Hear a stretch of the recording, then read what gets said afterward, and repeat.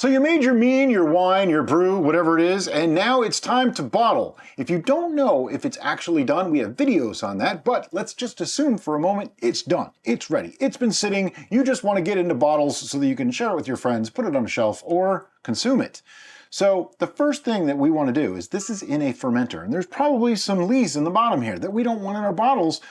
You could skip this process and just go right to bottles if you want to, but we're going to rack it to a pitcher first. This does two things. First, as I said, gets you away from that lees so that you know that everything in the pitcher is clean. And second, it gives you a measurement so that you know how many bottles you're going to need. So we're going to rack this right now to the pitcher, but this video isn't about racking, it's about bottling. So we're just going to go. So after racking, we have about 3,400 milliliters, which is 108 ounces. Weird. In America, bottles generally come in milliliters.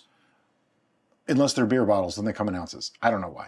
We happen to have a 1 liter bottle and a couple of 750s. Now, 3 750s and one 1 liter comes to about 3250, which is 150 less than what we got, so we might have just a teeny tiny little bit left over. But when it comes to bottling, your bottle choice is important. This is not carbonated. This is what's called stilled, okay?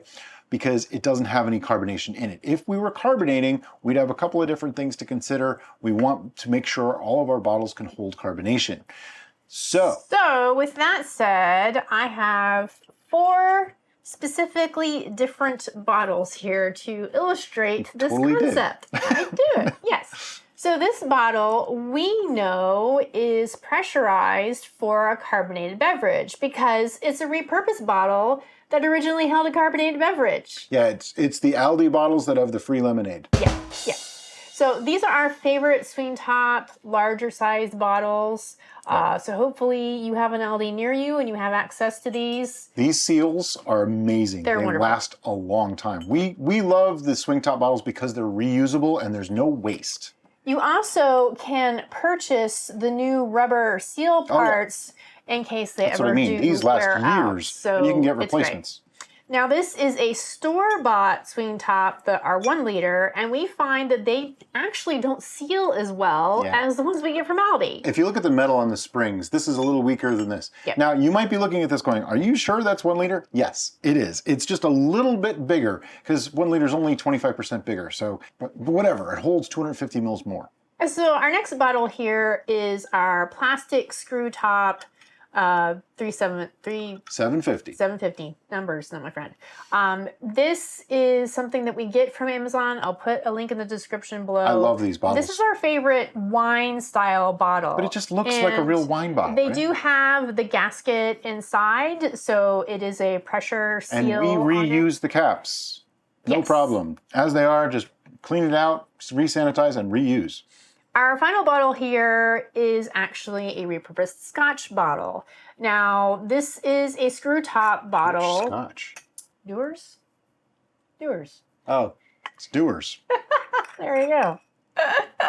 See, why'd you ask? I didn't even know I bought Dewar's.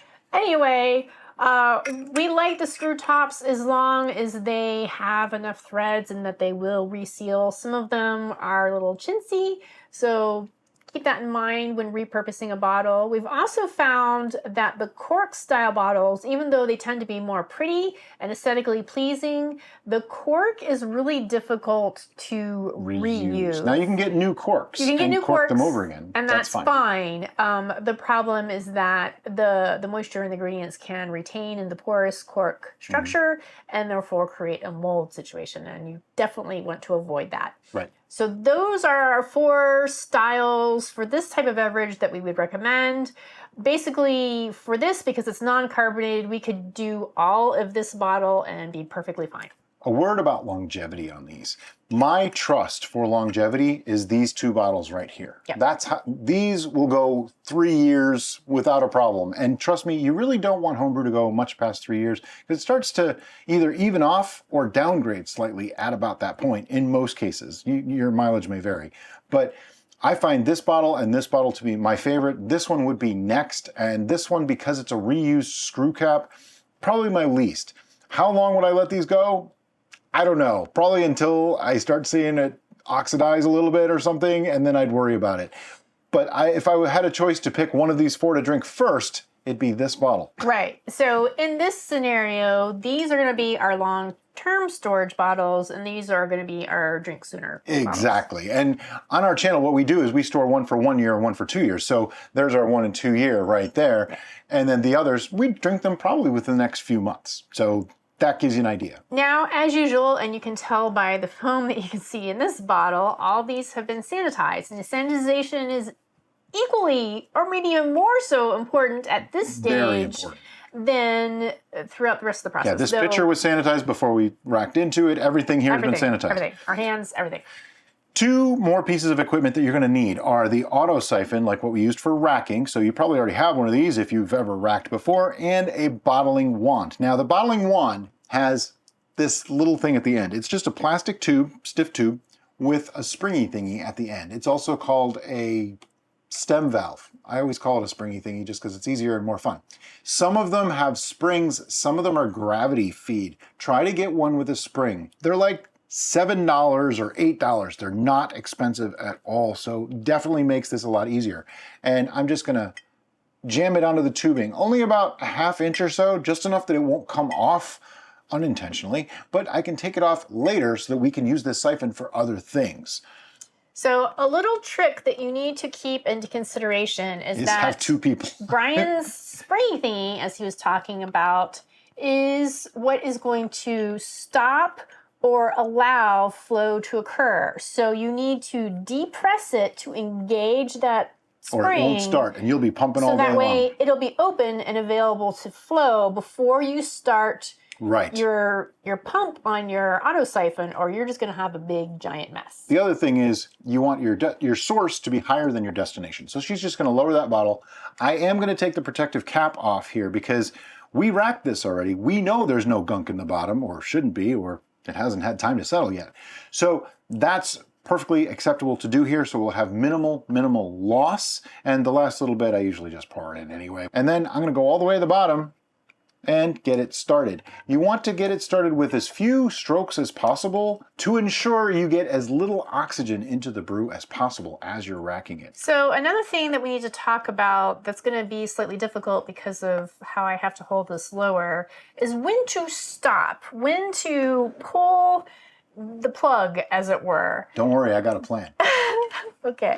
Okay, this is what I call the crotchler method of racking and bottling. What I'm doing is I'm holding 2 bottles, okay? They're in my lap, so I have my legs to help control, and I just put a towel there in case.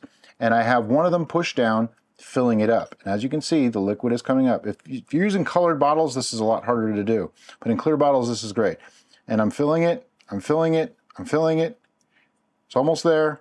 Don't freak out, it's almost there. When it gets to right there, I pull it out, drop it into the next bottle. Now, before I start filling that bottle, I put this bottle up on the table and try to seal it with one hand or have someone else do it for me. Grab a second bottle, have it ready to go, and then push down and start this bottle.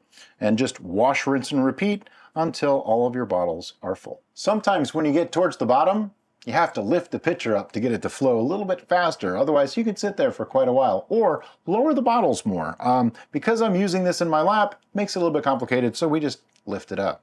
Okay, so one other thing that I want to talk about is order of bottling. We bottled our most secure bottles first. Now, if you're using all identical bottles, that really doesn't matter. So we ended up with the last bottle being that one that's got the possibly dodgy cap, but I don't think it's actually dodgy.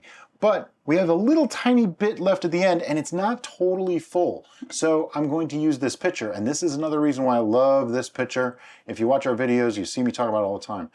I can pour very accurately and carefully, and it was only a little bit. But I don't mind pouring into this bottle because this is going to get consumed first. So is that enough to fill the bottle and leave it for years? No, I don't think so. But is it enough that I can put that on the shelf and drink it in the next couple weeks? Absolutely. So there's our 4 bottles. The next step is labeling, which that's a whole other video. But technically, we just use masking tape and a Sharpie and just put the pertinent information. But anyway, that's the basics of bottling. Thank you so much for watching and have a great day. Bye-bye.